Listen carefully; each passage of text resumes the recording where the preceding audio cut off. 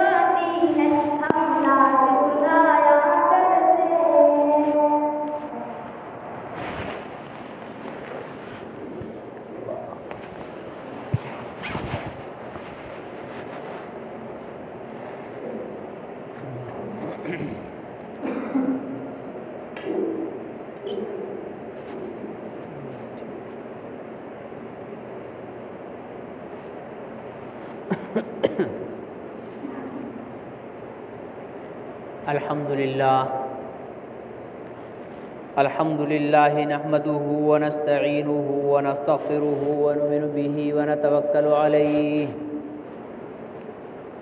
ونعوذ بالله من شرور أنفسنا ومن سيئات أعمالنا من يهده الله فلا مضل له ومن يضلله فلا هادي له ونشهد أن لا إله إلا الله وحده لا شريك له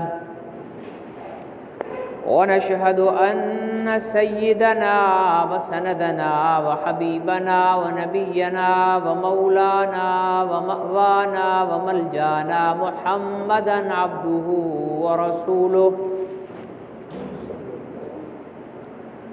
أرسله بالحق بشيرا ونذيرا وداعيا إلى الله بإذنه وسراجا منيرا صلى الله عليه وعلى آله وأصحابه وأزواجه وأهل بيته وبارك وسلم تسليما كثيرا كثيرا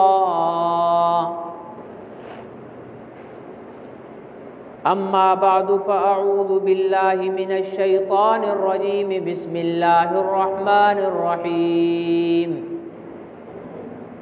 ما كان محمد أبا أحد من رجالكم ولكن رسول الله وخاتم النبيين وكان الله بكل شيء عليما وقال النبي صلى الله عليه وسلم لا يؤمن أحدكم حتى أكون أحب إليه من والده وولده والناس أجمعين صدق الله وصدق رسوله النبي الكريم ونحن على ذلك لمن الشاهدين والشاكرين والحمد لله رب العالمين۔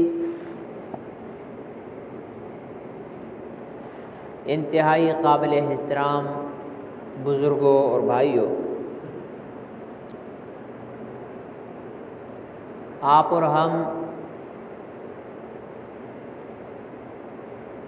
جناب خاتم الانبیاء محمد مصطفیٰ احمد مجتبیٰ صلی اللہ علیہ وسلم کی ختم نبوت کی نسبت کے ساتھ یہاں پر جمع ہیں۔ اللہ رب العزت سے دعا ہے کہ اللہ تعالی ہمیں جب تک زندہ رکھے تاجدار ختم نبوت صلی اللہ علیہ وسلم کی نسبت کے ساتھ زندہ رکھے، اور جب ہماری زندگی کا اختتام ہو تو اسی نسبت کے ساتھ اختتام ہو، اور کل قیامت کے دن جب میدان حشر میں ہم اٹھیں تب بھی ہم اسی نسبت کے ساتھ اٹھیں، کیونکہ حضور علیہ الصلاۃ والسلام کی جو نسبت ہے وہ انسان کو جتنی زیادہ مضبوط نسبت ہوگی اتنی زیادہ انسان کو عزت اللہ تعالیٰ عطا فرماتے ہیں۔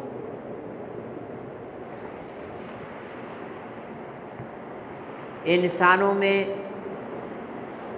حضور علیہ الصلاۃ والسلام کے ساتھ سب سے زیادہ مضبوط نسبت حضرت سیدنا ابو بکر صدیق رضی اللہ تعالی عنہ کو عطا ہوئی، تو اللہ رب العزت نے حضرت ابو بکر صدیق رضی اللہ تعالی عنہ کو تمام انسانوں میں نبیوں کے بعد افضل ترین مقام عطا فرمایا۔ آپ یہاں سے اندازہ لگا لیں، حضرت یوسف علیہ الصلاۃ والسلام پر زلیخا نے تہمت لگائی۔ حضرت یوسف علیہ السلام اللہ تعالیٰ کے اولو العزم پیغمبروں میں سے ایک پیغمبر ہیں۔ جب یوسف علیہ الصلاۃ والسلام پر تہمت لگی تو اللہ تعالیٰ نے یوسف علیہ الصلاۃ والسلام کی بے گناہی کو بیان کرنے کے لیے ایک نو مولود دودھ پیتے بچے کے ذریعے گواہی دلائی۔ حضرت عیسیٰ علیہ الصلاۃ والسلام کی والدہ بی بی مریم سلام اللہ علیہا، ان پر بھی عیسائیوں نے تہمت لگائی کہ بن باپ کے بیٹا کہاں سے آ گیا۔ تو حضرت عیسیٰ علیہ السلام ماں کی گود میں تھے، اللہ تعالیٰ نے ان سے ماں کی گود میں بلوایا اور بی بی مریم کی پاک دامنی کی گواہی دلوائی۔ لیکن آپ یہ سن کر حیران ہوں گے کہ حضرت ابو بکر صدیق رضی اللہ تعالی عنہ کے لیے اللہ تعالیٰ نے ایک موقع پر خود گواہی دی۔ قرآن پاک میں اللہ تعالیٰ نے فرمایا کہ من ذا الذی یقرض اللہ قرضا حسنا، کون ہے جو اللہ کو قرض حسن دے۔ اب ظاہر ہے اللہ کو تو قرض کی ضرورت نہیں ہے، اللہ کھانے سے پاک، پینے سے پاک، سونے سے پاک، ہر چیز سے اللہ تعالیٰ پاک ہے، پھر اللہ کو قرض کی کیا ضرورت ہوگی؟ در حقیقت اللہ تعالیٰ نے اس چیز کو قرض کہا ہے جو اللہ کے راستے میں غریبوں، مسکینوں، محتاجوں کو دیا جاتا ہے۔ تو اللہ تعالیٰ نے فرمایا جو میرے غریب، مسکین، محتاج بندوں پر خرچ کرو گے وہ در حقیقت مجھ پر قرض ہو جائے گا اور اس کا بدلہ میں تمہیں مرنے کے بعد دوں گا۔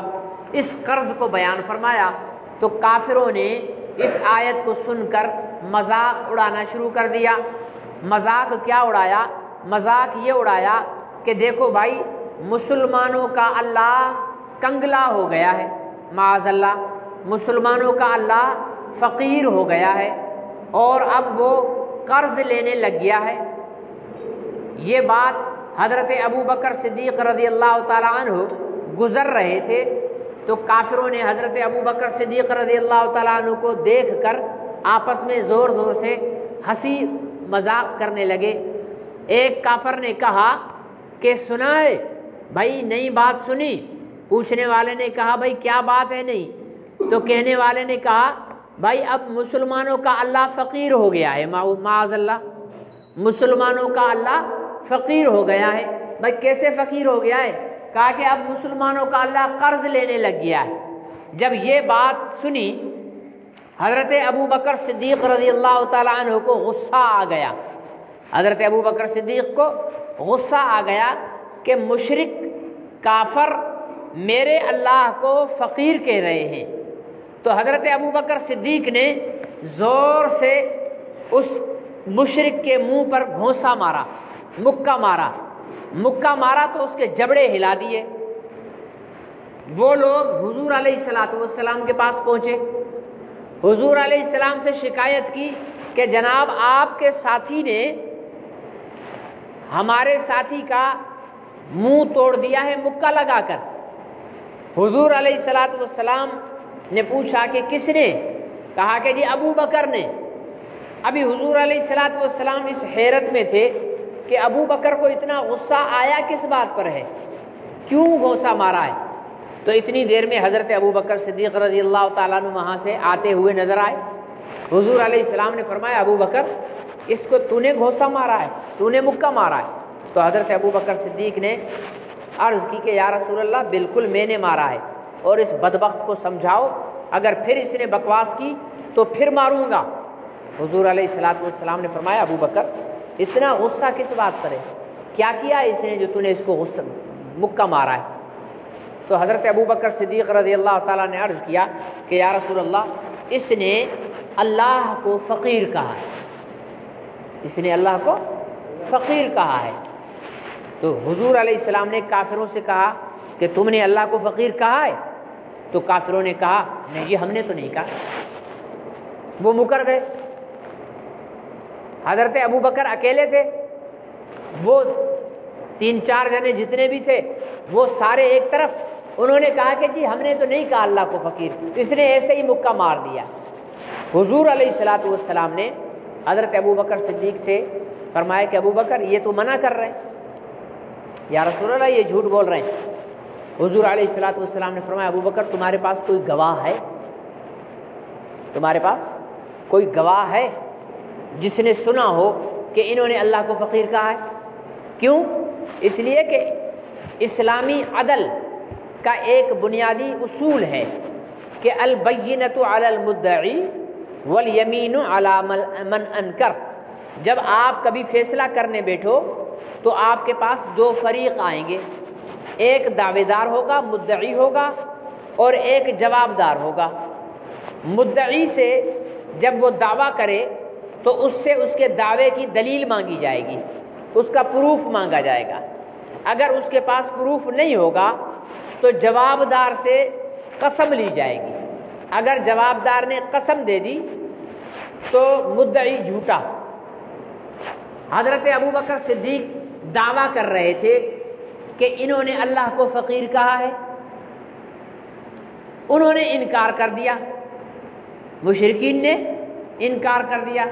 حضور علیہ السلام نے اسلامی، حالانکہ حضور علیہ السلام جانتے تھے کہ ابوبکر جھوٹا نہیں ہے، ٹھیک ہے نا، ابوبکر جھوٹا نہیں ہے، جس کا نام ہی صدیق ہو بھلا وہ جھوٹا کہاں سے ہوگا. لیکن چونکہ حضور علیہ السلام اس وقت جج تھے، منصف تھے، تو منصف انصاف کے تقاضوں کو پورا کرے گا، ٹھیک ہے نا، یہ نہیں دیکھے گا کہ یہ سچا ہے یا جھوٹا ہے، وہ انصاف کے تقاضوں کو پورا کرے گا. حضور علیہ السلام نے فرمایا ابوبکر یہ منع کر رہے ہیں، آپ کے پاس کوئی ثبوت ہے کہ انہوں نے اللہ کو فقیر کہا ہے؟ حضرت ابوبکر نے عرض کیا یا رسول اللہ میرے پاس تو کوئی بھی ثبوت نہیں، میں تو اکیلا تھا. حضرت ابوبکر صدیق سے حضور علیہ السلام نے فرمایا کہ ابوبکر یا تو گواہ لاؤ، اگر گواہ نہیں ہے تو پھر میں ان سے قسم لوں گا. اگر انہوں نے قسم اٹھا لی اس بات کی کہ ہم نے اللہ کو فقیر نہیں کہا، ابوبکر نے ہمیں ویسے ہی مکہ مارا ہے، تو پھر بدلے میں ان سے میں کہوں گا کہ وہ آپ کو مکہ ماریں، بدلے میں مکہ ماریں گے یہ، اس لیے کوئی گواہ ہے تو لاؤ. حضرت ابوبکر چپ. حضور علیہ الصلوۃ والسلام بھی کچھ نہیں فرما رہے، وہ بھی باوجود جاننے کے کہ ابوبکر سچا ہے لیکن خاموش. حضرت ابوبکر صدیق نے جب کوئی گواہ نہیں ہوا تو گردن جھکا لی. ابھی حضور علیہ السلام فیصلہ کرنے والے تھے کہ حضور علیہ الصلوۃ والسلام پر وحی کے آثار ظاہر ہو گئے. جب حضور علیہ السلام پر وحی نازل ہوتی تھی تو حضور علیہ السلام پر چند کیفیات طاری ہوتی تھی. آپ کی پیشانی مبارک پر پسینہ آ جاتا تھا، آپ کے سینے سے ایسے آواز آتی تھی جیسے ہانڈی میں پانی ابلتا ہے، دیگچی میں پانی ڈال کر آگ پہ رکھ دو تو ابلتا ہے تو کیسے آواز آتی ہے، ویسی آواز حضور علیہ الصلوۃ والسلام کے سینے سے آتی تھی. حضور علیہ الصلوۃ والسلام نے گردن جھکا لی. وحی پوری ہوئی تو حضور علیہ الصلوۃ والسلام نے مسکرا کر فرمایا ابوبکر مبارک ہو، آپ کی گواہی اللہ نے دے دی، آپ کی گواہی اللہ نے دے دی. کیا گواہی دی؟ اللہ نے یہ آیت نازل کی ہے لقد سمع اللہ قول الذین قالوا ان اللہ فقیر ونحن اغنیاء. ابو بکر کو کس چیز کی گواہی چاہیے تھی؟ کہ کس نے سنا ہے کہ انہوں نے اللہ کو فقیر کہا ہے. مصطفیٰ کی عدالت ہے، دعویٰ ابو بکر کا ہے، جوابدار مشرک ہیں، ابو بکر کو گواہی کی ضرورت پڑی ہے. اللہ تعالیٰ مصطفیٰ کی عدالت میں گواہی دیتے ہیں. کیا فرمایا؟ فرمایا لقد سمع اللہ، البتہ تحقیق اللہ نے سنا ہے، اللہ نے سنا ہے قول الذین قالوا، ان لوگوں کی بات جو کہنے والے کہہ رہے تھے ان اللہ فقیر ونحن اغنیاء، کہ اللہ فقیر ہے اور ہم غنی ہیں. تب اللہ نے جب گواہی دے دی تو حضرت ابو بکر صدیق رضی اللہ تعالیٰ عنہ کو حضور علیہ السلام نے فرمایا آپ پر کوئی الزام نہیں ہے، اور کافروں سے کہا کہ اس نے صحیح کیا ہے جو کیا ہے، تم نے غلطی کی تھی اس لیے تمہیں بوچھڑے پڑے، آئندہ کرو گے تو پھر پڑیں گے.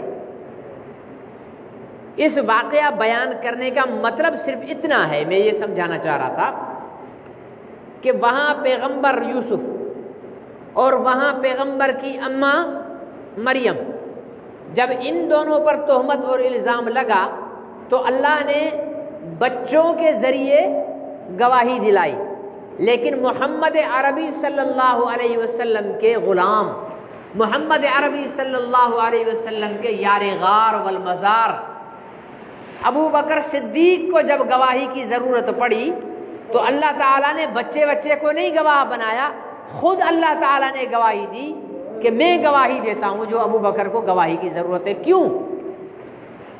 میں نے ایک بات شروع میں آپ سے کہی تھی، شاید آپ بھول گئے ہو یا یاد ہو، کہ جو شخص جتنا نبی پاک کے ساتھ تعلق کو مضبوط بنائے گا اللہ تعالیٰ اس کو اتنا زیادہ دنیا میں بلند کرے گا، نہ صرف دنیا میں بلند کرے گا بلکہ آخرت میں بھی اسے بلند کرے گا۔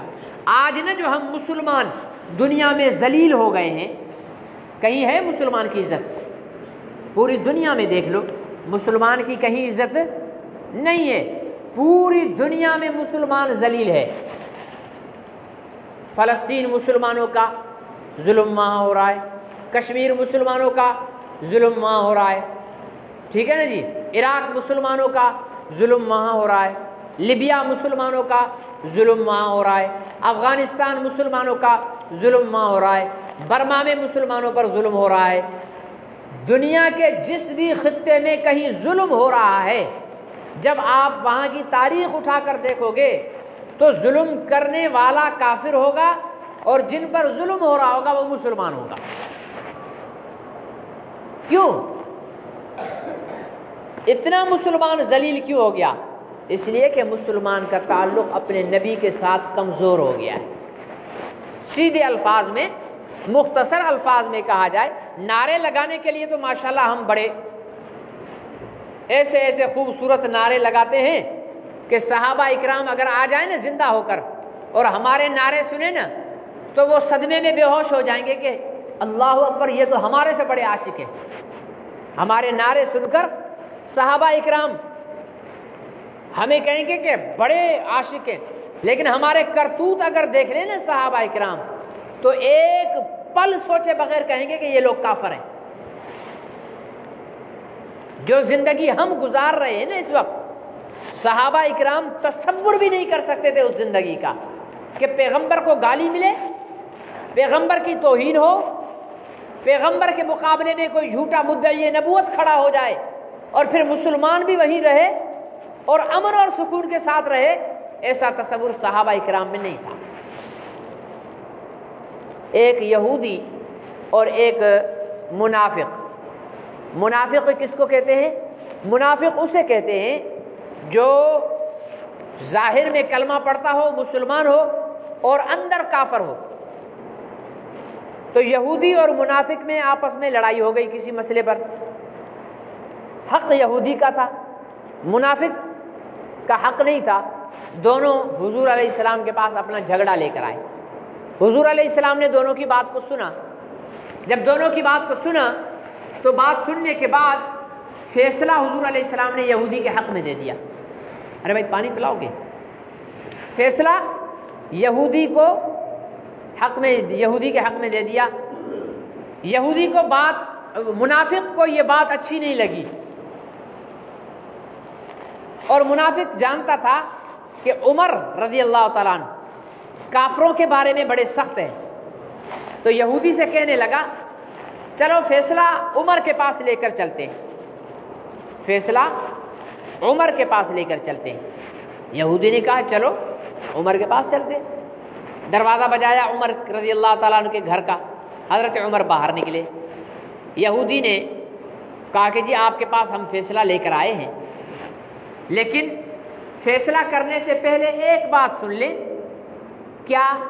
وہ بات یہ ہے کہ جس چیز کا فیصلہ ہم کروانے آپ کے پاس آئے ہیں، آپ سے پہلے اس کا فیصلہ آپ کے نبی کر چکے ہیں، اس کا فیصلہ آپ کے نبی کر چکے ہیں۔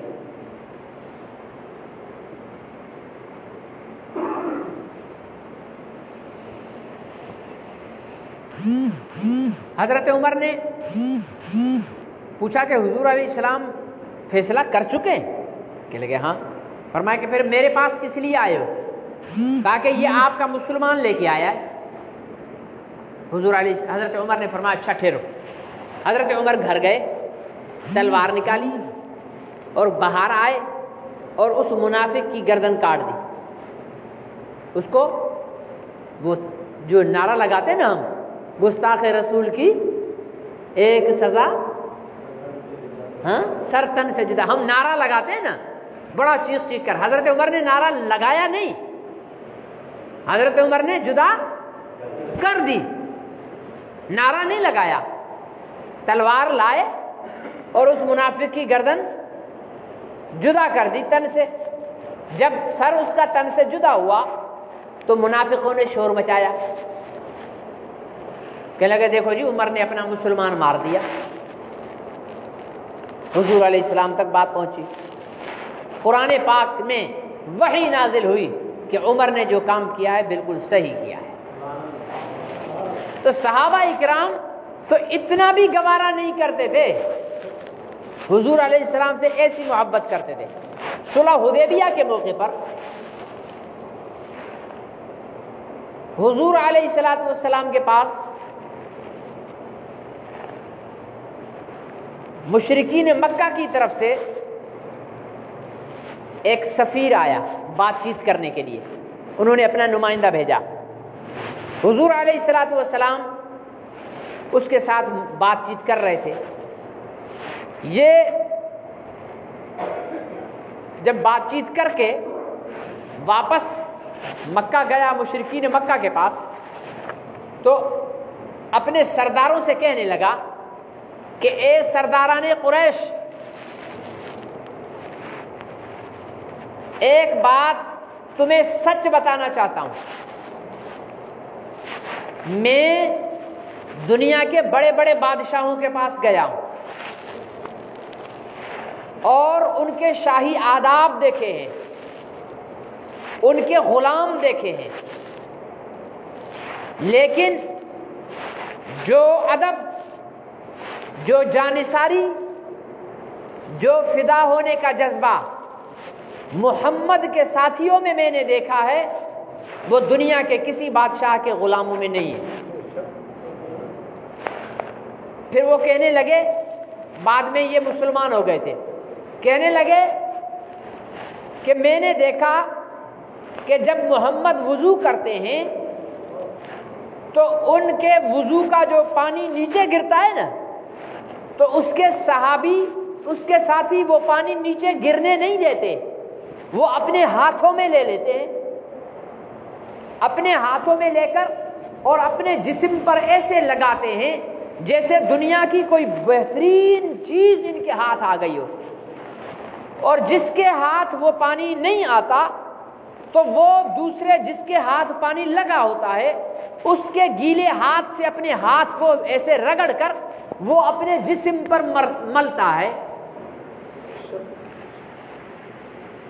انسان کو کتنا بھی فرما بردار بیٹا ہو، ٹھیک ہے، باپ کھانس کھانس کر بلغم نکالے اور تھوک نہ سکے تو بھی بیٹا آگے ہاتھ کر کے کیا کہے گا کہ ابا جی میرے ہاتھوں میں تھوک دو، میں پھینک کے آتا ہوں، ٹھیک ہے نا، جو اگر فرما بردار ہوگا۔ آج کل تو ایسے ہے نہیں بیٹے، ٹھیک ہے نا، آج کل ایسے بیٹے تو ہے نہیں، جب ہوتے تھے تو یہ کہے گا کہ میرے ہاتھ میں تھوک دو، تو ہاتھ میں تھوک ناپاک نہیں ہوتا تھوک، لیکن طبیعت میں اس کے لیے کراہت ہوتی ہے، ناگواری ہوتی ہے۔ باپ کا بلغم ہو یا ماں کا بلغم ہو یا بیٹے کا بلغم ہو، ہاتھ میں لیں گے، ایک طرف ڈالیں گے، پھر صابن سے جب تک ہاتھ نہیں دھوئیں گے تب تک سکون نہیں آئے گا۔ لیکن صحابہ اکرام کے لیے اس سفیر نے کیا کہا، کہنے لگا کہ میں جتنی دیر وہاں رہا، جب محمد نے تھوکنا چاہا تو اس کے تھوک کو اس کے غلام زمین پر نہیں گرنے دیتے تھے، اس طرح ہاتھوں میں لیتے تھے جیسے دنیا کی بہت قیمتی چیز ان کے ہاتھ لگ گئی ہو۔ کہا میں نے بادشاہوں میں دیکھا ہے کہ بادشاہ جب کوئی کام کہنے کے لیے سر اٹھاتے اور بولتے کوئی کام تو غلام ایک دوسرے کی طرف دیکھتے کہ یہ کام وہ غلام کر دے، یہ کام وہ غلام کر دے، لیکن محمد کے غلاموں میں نے یہ دیکھا کہ وہ جب کام بتانے کے لیے سر اٹھاتے تھے تو ایک دم غلام آگے بڑھ جاتے تھے۔ ہر غلام کے دل کی خواہش یہ ہوتی تھی کہ یہ مجھے کہیں کام، یہ کام مجھے کہیں۔ جب وہ کہہ دیتے تھے تو ہر غلام اس کام پر عمل کرنے میں پہل کرتا تھا۔ کہا کہ ایسے وفادار غلام میں نے نہیں دیکھے۔ یہ کون کہہ رہا ہے؟ ایک کافر اپنے کافروں سے کہہ رہا ہے۔ تو اتنی محبت کرنے والے صحابہ اکرام رضوان اللہ علیہم اجمعین حضور علیہ السلام سے تھے۔ جب اتنی محبت کرتے تھے تو اللہ نے ان کو اتنا طاقتور بنا دیا تھا کہ اسلام کی پہلی جنگ میں 313 آ کر کھڑے ہوئے، سامنے 1000 کا لشکر تھا، ادھر تلواریں نہیں تھی، ادھر نیزے نہیں تھے، ادھر تیر نہیں تھے، ادھر بھالے نہیں تھے، ادھر سواری نہیں تھی، ادھر زرہیں نہیں تھی، پیروں میں چپل تک نہیں تھی، پہننے کے لیے ڈھنگ کا لباس نہیں تھا۔ تھے کتنے؟ 313۔ 313 میں سے ٹوٹل گھوڑے صرف 2 تھے، سامنے 1000 کا لشکر تھا، 1000 کا لشکر تھا۔ ان کے پاس سواری کے لیے اونٹ تھے، ان کے پاس جنگ کے لیے گھوڑے تھے، ان کے پاس زرہیں تھی۔ اس وقت کا جب یہ جنگ ہونے جا رہی تھی، اس وقت کا جدید ہتھیار ان کے پاس موجود تھا، ہر دفاعی ساز و سامان ان کے پاس موجود تھا، کھانے پینے کی تمام اشیاء ان کے پاس موجود تھی، اور یہاں سے نہتھے تھے، ہاتھ خالی تھے، تلواریں نہیں، نیزے نہیں، بھالے نہیں، زرہیں نہیں، ڈھالے نہیں، چلے ہیں جنگ کرنے۔ دنیا محو حیرت تھی کہ کیا ہوگا۔ عقل مندوں نے کہہ دیا تھا کہ یہ 313 نہتے تو یوں کچلے جائیں گے، یوں ان کی گردنیں کٹ جائیں گی۔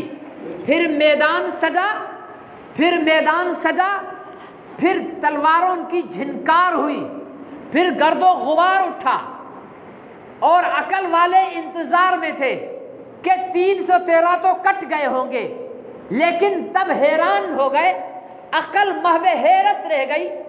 جب گرد و غبار چھٹا تو ان 313 میں سے صرف 13 جنے شہید ہوئے، اور ان 1000 میں سے 70 قتل کر دیے گئے، اور باقی اپنا ساز و سامان چھوڑ کر بھاگ کر جان بچائی۔ دنیا حیران رہ گئی، جیتے کیسے؟ عشق رسول کی طاقت پر جیتے۔ صحابہ اکرام کا حضور علیہ السلام سے تعلق اتنا گہرا تھا کہ اللہ کی مدد اتر کر آ گئی۔ وہ جیسے کسی شاعر نے کہا تھا نا، فضائے بدر پیدا کر فرشتے تیری نصرت کو اتر سکتے ہیں گردوں سے، قطار اندر قطار اب بھی۔ وہ فضائے بدر کیا ہے؟ وہ پیغمبر علیہ السلام پر قربان ہونے کا جذبہ ہے۔ فضائے بدر کیا ہے؟ پیغمبر علیہ السلام سے محبت ہے۔ فضائے بدر کیا ہے؟ پیغمبر علیہ السلام سے عشق ہے۔ آج ہر مسلمان دیندار اس فکر میں لگا ہوا ہوتا ہے کہ یار کسی طرح بے نمازی کو نمازی بنا دوں، یار کسی طرح داڑھی منڈے کو داڑھی والا بنا دوں، یار روزہ نہ رکھنے والے کو روزے دار بنا دوں، یار زکوٰۃ نہ دینے والے کو زکوٰۃ دینے والا بنا دوں۔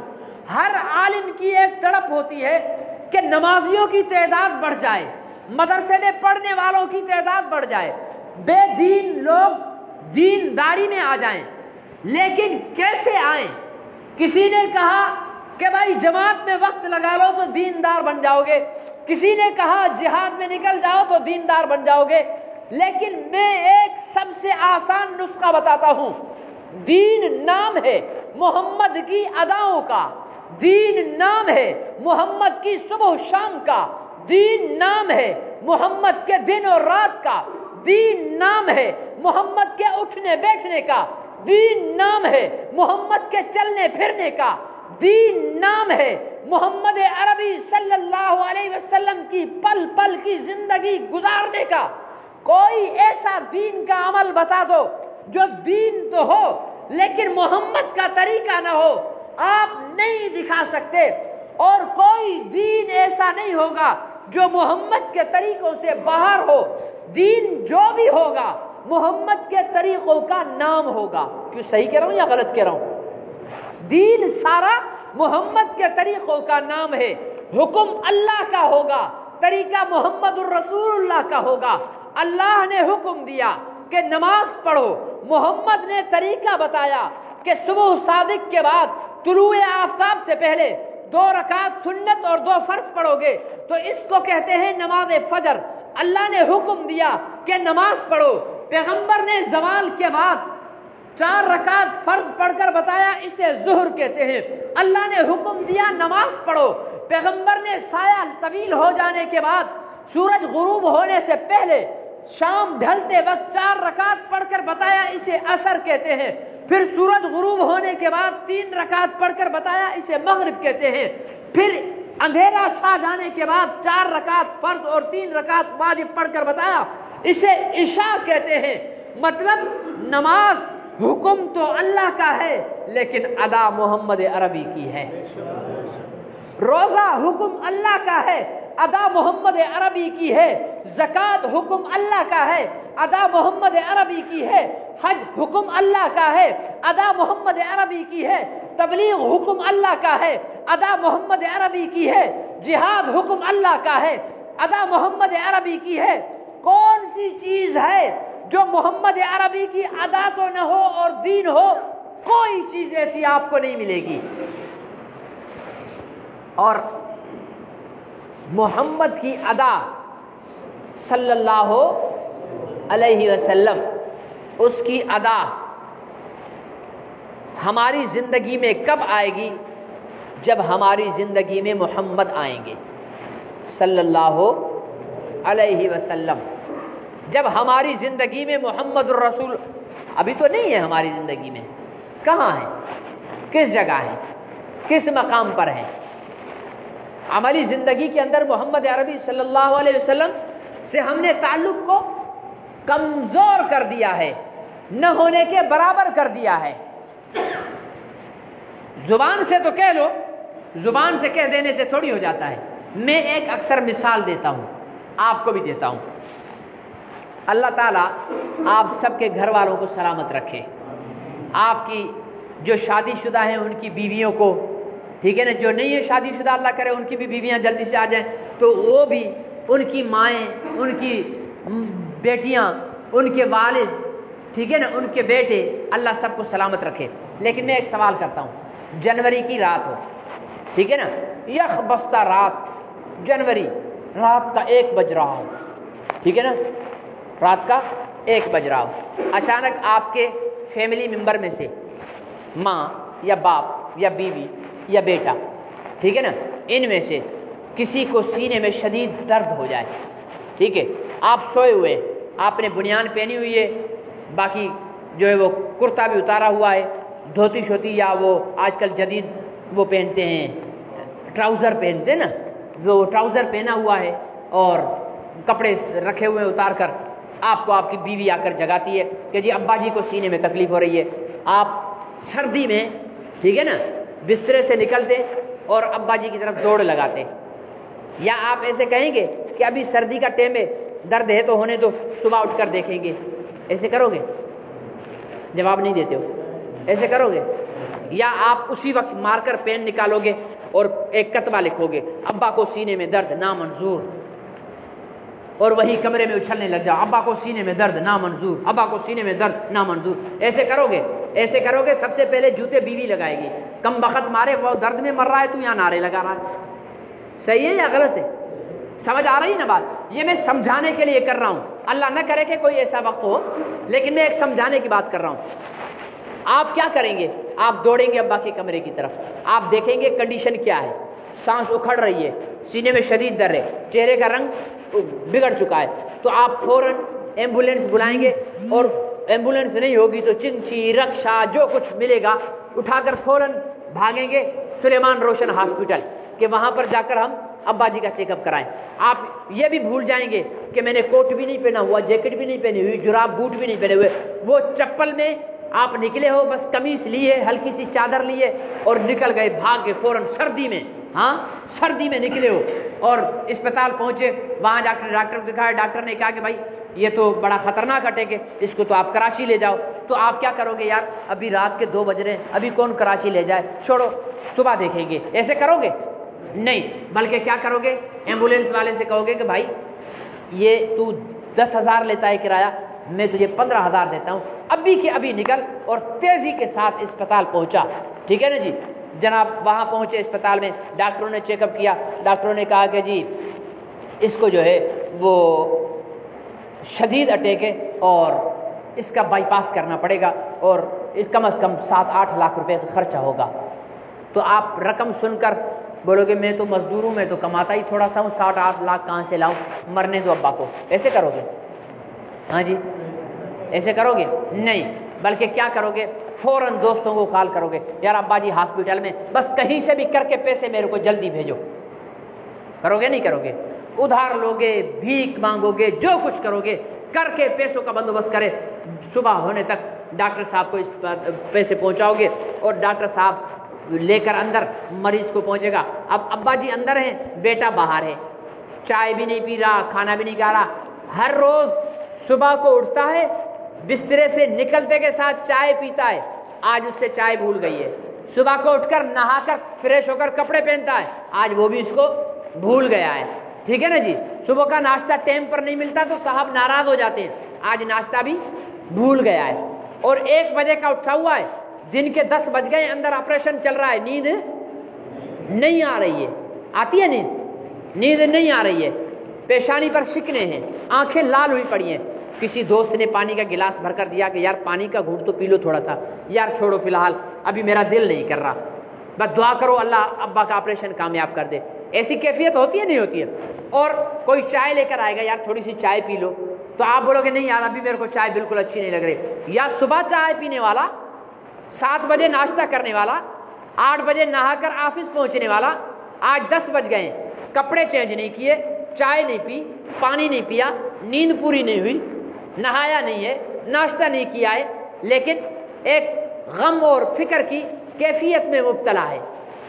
یہ کیفیت بتا رہی ہے کہ اس شخص کو اندر آپریشن تھیٹر میں پڑے ہوئے کے ساتھ محبت ہے۔ اس نے ایک بھی نعرہ لگایا؟ ہاں نعرہ لگایا؟ اس نے کہا کہ غلامی ابا میں موت بھی قبول ہے؟ اس نے بولا کہ ابا کے گستاخ کی ایک ہی سزا، سرطن سے جدا، ایسا کہا؟ اس نے کہا کہ ابا پر حملہ کرنے والے اٹیک کی بیماری کو میں قتل کر کے رہوں گا، ایسا کیا؟ مجمع لگایا؟ نعرہ لگایا؟ نہیں لگایا۔ کیوں؟ کہ یہاں صحیح محبت تھی، یہاں صحیح محبت تھی، یہاں وہ اصل محبت کے وہ تقاضے پورے کر رہا تھا۔ اس کی نیند بھی یہاں خراب ہو گئی، اس کی بھوک بھی یہاں ختم ہو گئی، اس کی پیاس بھی یہاں ختم ہو گئی، اس کا آرام بھی یہاں سے چلا گیا، روزانہ کرنے والے کام اس سے بھول گئے، آفس سے چھٹی نہیں لی ہوئی ہے، پرواہ نہیں ہے، بس ایک دھن سوار ہے کہ ابا بچ جائیں، آپریشن کامیاب ہو جائے، ٹھیک ہے؟ ہاں زیادہ سے زیادہ یہ کرے گا اور کچھ نہیں، اگر دیندار ہوگا یا کرے گا کہ ہاسپٹل میں مسجد کی جگہ ڈھونڈے گا، وہاں جائے گا، وضو کرے گا اور 2 رکعت نماز پڑھ کر سجدے میں جا کر ابا کے لیے دعا کرے گا، یا اللہ یہاں تک تو میں لے آیا ہوں، ڈاکٹروں کے حوالے کر دیا ہے، پیسے بھی بھر دیے، آگے تو شفا دے سکتا ہے، میرے ابے کو بچا لے۔ یہ کرو گے یا نہیں کرتے؟ ہر آدمی یہی کرتا ہے۔ اب سوال یہ ہے، اب اس ساری چیز کو، یہ ابا کی تکلیف ہے، یہ کیا ہے؟ ابا کی درد کس کو ہوا ہے؟ بولو، ابا کو ہوا ہے، اور نیند بیٹے کی گئی ہے، درد ابا کو ہوا ہے، بھوک بیٹے کی گئی ہے، درد ابا کو ہوا ہے، پیاس بیٹے کی ختم ہے، درد ابا کو ہوا ہے، ساری چیزیں بیٹا بھول گیا ہے۔ یہ ہے محبت، اور محبت کے لیے نعرہ لگانا نہیں ضروری ہوتا ہے، محبت کے لیے شور مچا کر یقین دلانا ضروری نہیں ہوتا ہے، محبت کا خود اظہار ہوتا ہے۔ ہر دیکھنے والا کہے گا یار بڑا پیار کرنے والا بیٹا ہے، یہ بابا جی اندر آپریشن ہو رہا ہے نا، بڑے خوش نصیب ہیں، کتنا پیار کرنے والا بیٹا ہے۔ ہاں آج کون پوچھتا ہے باپ کو، لیکن یہ بیٹا بڑا خوش قسمت ہے، ایسے بولیں گے نہیں بولیں گے؟ اس کے چال ڈھال سے، اس کی شکل و شباہت سے۔ اب ہم اور آپ بتاؤ، اب اسی چیز کو لے آؤ، میں یقین کامل سے کہتا ہوں اس دور میں محمد عربی تکلیف میں ہیں، اپنے روزے میں تکلیف میں ہیں، اس وقت محمد عربی اپنے روزے میں تکلیف میں ہیں۔ وہ تکلیف کیا ہے؟ حضور علیہ الصلوۃ والسلام نے فرمایا کہ میری امت کے اعمال ہر پیر کو اور ہر جمعرات کو مجھ پر پیش کیے جاتے ہیں. ہر پیر اور ہر جمعرات کو میری امت کے اعمال مجھ پر پیش کیے جاتے ہیں کہ آپ کی امت میں یہ ہوا، آپ کی امت میں یہ ہوا. اب آپ بتاؤ، حضور علیہ الصلوۃ والسلام کو جب سلمان رشدی نے کتاب لکھی، حضور علیہ السلام کو پتہ نہیں چلا ہوگا کیا؟ جب ڈنمارک نے کارٹون بنائے، حضور علیہ السلام کو پتہ نہیں چلا ہوگا کیا؟ جب ناروے نے کارٹون بنائے، حضور علیہ السلام کو پتہ نہیں چلا ہوگا کیا؟ جب فرانس نے حضور علیہ السلام کی گستاخی کا اعلان کیا، حضور علیہ السلام کو پتہ نہیں چلا ہوگا کیا؟ یہ تو بہت چھوٹے واقعات ہیں.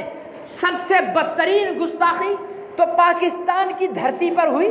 سب سے حضور علیہ السلام کی ذات پر بدترین حملہ تو اس منحوس حکمران، اس دجال حکمران، اس بے غیرت حکمران کی حکومت میں ہوا.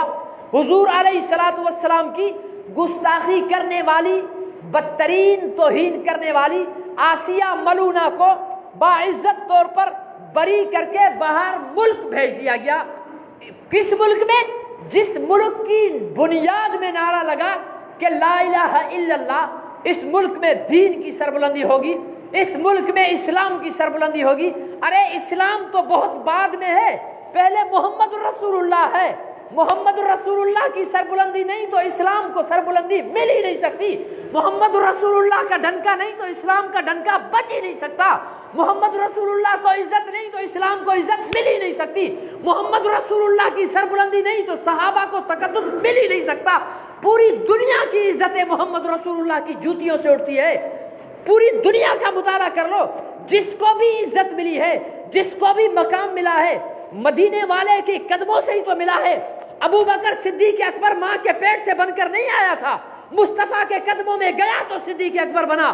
عمر فاروق اعظم ماں کی پیٹ سے نہیں بنا تھا، پیغمبر کی جوتیوں میں گرا تو فاروق اعظم بنا. عثمان ذی النورین آسمان سے اتر کر نہیں آیا تھا، محمد کے قدموں میں گرا تو ذی النورین بنا. علی شیر خدا ماں کی پیٹ سے بن کر نہیں آیا تھا، محمد کے قدموں میں گرا تو شیر خدا بنا. ارے ہر صحابی اسے محمد کی نسبت ملی ہے. فاطمہ اگر نبیوں کی تو دوسری بھی بیٹیاں تھی، لیکن فاطمہ کو جنت کی عورتوں کی سردار کا مقام کیوں ملا؟ کہ محمد کی جوتیوں میں پڑی، محمد کا کلمہ پڑا. ورنہ تو بیٹا ہونا کوئی کمال نہیں. نوح کا بیٹا بھی تو تھا، وہ کیوں جہنم میں چلا گیا؟ وہ کیوں کافر ہو گیا؟ لیکن فاطمہ جنت کی عورتوں کی سردار نسبت محمد کی ملی. حسن اور حسین جنت کے جوان، جنت کے شہیدوں کے سردار کیونکہ نسبت محمد عربی سے ملی. حمزہ جنت کے شہیدوں کا سردار کیونکہ نسبت محمد عربی سے ملی. میرے عزیز دوستوں اور محترم بزرگوں، اتنی بڑی نسبت محمد عربی صلی اللہ علیہ وسلم کی بات کہنے کی یہ ہے، بات سوچنے کی یہ ہے، فکر کرنے کی بات یہ ہے، سوچنے کی بات یہ ہے. ہم روزانہ اپنے وقت پہ کھانا کھا رہے ہیں، ہم روزانہ اپنے وقت پہ چائے پی رہے ہیں، ہم روزانہ اپنے وقت پہ نیند کرتے ہیں، اپنے وقت پہ اٹھتے ہیں. مزدور اپنی مزدوری کے لیے جاتا ہے، مولوی اپنی نماز کے لیے جاتا ہے، مدرسے میں پڑھانے والا اپنے مدرسے کے لیے جا رہا ہے، دفتر میں جانے والا اپنے دفتر جا رہا ہے، افسر اپنی آفیسری کے لیے جا رہا ہے. سب اپنی زندگی میں مگن ہے. کیا ہمیں پتہ نہیں ہے کہ محمد عربی کی اتنی توہین ہوئی ہے؟ اور اس محمد عربی کی توہین جب اسے پتہ چلی ہوگی، کیا اسے تکلیف نہیں ہوگی؟ تجھ مجھ جیسے کمینے اور ناکارہ انسان کو کوئی گالی دے تو تکلیف ہمیں بھی ہوتی ہے، خون ہمارا کھولتا ہے. تو پھر سرکار دو عالم، اس پیغمبر، اس وجہ تخلیق کائنات جس کے لیے خدا نے فرمایا لولاک لما خلقت الافلاک، میرے محبوب اگر تجھے پیدا کرنا نہ مقصد ہوتا تو زمین و آسمان کو کبھی نہ بناتا. ارے وہ ذات کہ پھولوں کی خوشبو جس کے صدقے میں ہے، وہ ذات چاند و سورج ستاروں کو روشنی جس کے صدقے میں ہے، وہ ذات آدم سے عیسیٰ تک نبوت جس کے صدقے میں ملی ہے، وجہ تخلیق کائنات جسے کہا جائے، رحمت للعالمین جسے کہا جائے، شفیع المذنبین جسے کہا جائے، راحت للعاشقین جسے کہا جائے، کافۃ للناس جسے کہا جائے، یا ایھا الرسول کہا، یا ایھا النبی کہا، یا ایھا المزمل کہا، یا ایھا المدثر کہا، جس کے چہرے کی قسم والضحیٰ میں کھائی، جس کی زلفوں کی قسم واللیل میں کھائی، جس کے شہر کو بیان لا اقسم بہذا البلد میں کہا. اتنا اولو العزم پیغمبر، اتنا اولو العزم پیغمبر کہ آدم علیہ السلام کو جب جنت سے نکالا گیا تو کتنے سالوں تک سجدے میں پڑے، روتے رہے کہ اللہ میری توبہ کو قبول کر لے، اللہ میری توبہ کو قبول کر لے۔ لیکن جب توبہ قبول نہ ہونے لگی تو آدم علیہ السلام نے کہا یا اللہ تجھے محمد کا واسطہ ہے، میری توبہ کو قبول کر لے۔ تو اللہ نے جواب دیا آدم تیری توبہ تو میں نے قبول کر لی، لیکن تجھے پتہ کیسے چلا کہ میں محمد کے واسطے کو مانوں گا؟ تو آدم نے عرض کیا یا اللہ جب آپ نے میرا وجود بنایا تھا، جب میرے اندر سور پھونکی، میرے اندر روح ڈالی، تب میں اٹھا، اٹھ کر جیسے بیٹھا تو میری نظر عرش پہ پڑی، عرش کی پیشانی پر لکھا ہوا تھا لا الہ الا اللہ محمد الرسول اللہ۔ آپ کے نام کے ساتھ اس نام کو دیکھ کر تبھی میں نے دل میں سوچ لیا تھا کہ جس نام کا آپ نے جس کے نام کو اپنے نام کے ساتھ ملایا ہے وہ آپ کا محبوب ہی ہوگا۔ وہ پیغمبر جس کے صدقے میں نوح کو نجات ملے، وہ پیغمبر جس کے صدقے میں ابراہیم پر آگ ٹھنڈی ہو، وہ پیغمبر جس کے صدقے میں اسماعیل کی گردن پر چھری نہ چلے، وہ پیغمبر جس کے صدقے میں موسیٰ کو دریاؤں میں راستے مل جائیں، وہ پیغمبر جس کے صدقے میں عیسیٰ کو زندہ آسمانوں پر اٹھا لیا جائے، وہ پیغمبر جس کے صدقے میں آج تک ہم زندہ جی رہے ہیں، کھا اور پی رہے ہیں، اس اولو العزم پیغمبر کو جب یہ پتہ چلتا ہوگا کہ قادیانیوں نے آپ کی توہین کی ہے، جب انہیں پتہ چلتا ہوگا کہ فرانس نے آپ کی توہین کی ہے، جب انہیں پتہ چلتا ہوگا کہ جرمنی نے آپ کی توہین کی ہے، تو مسلمانوں انہیں تکلیف نہیں ہوئی ہوگی؟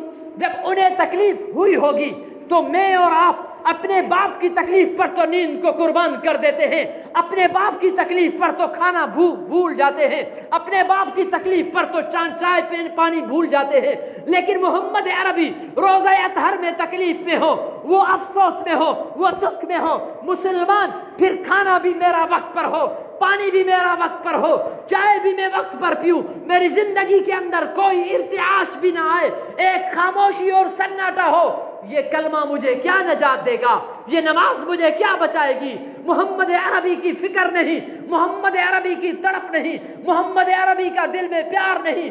یقین جانیے ماں کے پیٹ سے سجدے میں رہو، قبر تک جانے تک سجدے میں رہو، نرے کے کافر رہو گے۔ میرے عزیز دوستوں اور محترم بزرگوں، بات صرف یہ ہے کہ اس رشتے کو نبھاؤ، اس رشتے کو نبھانا چاہیے یا نہیں چاہیے نبھانا؟ حق ہے ہم پر، نبی کا ہم پر حق ہے، وجہ تخلیق کائنات ہو کر، نبیوں کے سردار ہو کر، عرشوں پہ رب سے ملاقاتیں کر کر، پھر بھی یاد ہمیں رکھتے ہیں، پھر بھی دعائیں ہمیں دیتے ہیں، پھر بھی ہاتھ ہمارے لیے اٹھاتے ہیں کہ یا اللہ یہ بھلائی بھی میری امت کو، یا اللہ یہ بھلائی بھی میری امت کو، یا اللہ یہ بھلائی بھی ان کے صدقے میں ہمیں کتنی بھلائیاں ملی ہیں۔ اسلام مسلمانوں سے پہلے یہ اصول تھا کہ جو گناہ کرے گا وہ بھی ایک لکھا جائے گا، اور نیکی کرے گا وہ بھی ایک لکھا جائے گا۔ اللہ تعالیٰ نے حضرت محمد صلی اللہ علیہ وسلم کے صدقے اس امت کے لیے اپنی رحمت کا خصوصی دروازہ کھولا، اور کیا کہا کہ میرے محبوب چونکہ یہ تیری امت ہے اس لیے اس کے ساتھ میری رحمت کا معاملہ ہوگا۔ کیا معاملہ ہوگا؟ فرمایا کہ تیری امت کا کوئی شخص نیکی کا ارادہ کرے گا، ہم اس کے اعمال میں نیکی لکھ دیں گے۔ نیکی ابھی کی نہیں ہے، صرف ارادہ کیا ہے، اس کے اندر نیکی لکھ دیں گے۔ یا اللہ اگر وہ نیکی کر لے تو فرمایا کہ پھر ہم اس کی 10 لکھیں گے۔ کتنی لکھیں گے؟ 10 لکھیں گے۔ اور یا اللہ اگر کوئی بندہ گناہ کا ارادہ کر لے تو پھر گناہ لکھ لے؟ فرمایا نہیں، گناہ بھائی انصاف تو یہی ہے نا، نیکی کے ارادے پر نیکی لکھی ہے تو گناہ کے ارادے پر گناہ لکھ دو۔ فرمایا نہیں، فرمایا اگر آپ کی امت کا کوئی فرد گناہ کر لے تو فرشتے قلم نکال کر اور لکھنے لگتے ہیں، تو اللہ تعالیٰ منع فرما دیتے ابھی نہیں لکھو۔ یا اللہ بدبخت نے گناہ کر لیا ہے اب تو لکھنے دے۔ فرمایا نہیں، انتظار کرو، کیا کرو؟ انتظار کرو. توبہ کرے گا تو پھر مٹانا پڑے گا. توبہ کر لے تو لکھنے کی نوبت ہی نہیں آئے گی. جب توبہ بھی نہیں کرتا وہ بدبخت تو فرشتے لکھنے لگتے ہیں. تو اللہ تعالیٰ فرماتے ہیں لکھنا صحیح لیکن لکھنا ایک. لکھنا نیکی کرنے پر کتنی لکھی؟ تو یہاں کرنے پر 10 لکھنی چاہیے نا. لیکن میرے رب کی رحمت جو مصطفیٰ کے صدقے ہمیں ملی, اللہ نے فرمایا کہ لکھو لیکن لکھو ایک. یہ اتنی رعایت حضور علیہ السلام کے صدقے میں ملی ہے. آگے یہ رجب کا مہینہ ختم ہو رہا ہے, آگے شعبان, پھر اس کے بعد خیر سے رمضان آ رہا ہے. ابھی سے ارادہ کر لو کہ ہم میں سے جو زندہ ہوگا روزے رکھے گا. ٹھیک ہے نا, ارادہ ہے نا سب کا, ہم سب روزے رکھیں گے. کچھ بھی نہیں ہوتا, کوئی نہیں مرتا. شوگر کے مریض بھی کوئی ایسے ہوتے, یہ ساری ایمان اور ہمت کی بات ہوتی ہے. رکھنے والے ایسے بھی ہم نے دیکھے جون جولائی کے مہینے میں روزے بھی رکھ رہے ہوتے اور ٹرکوں سے بوریاں بھی اتار رہے ہوتے, ایسے بھی دیکھے.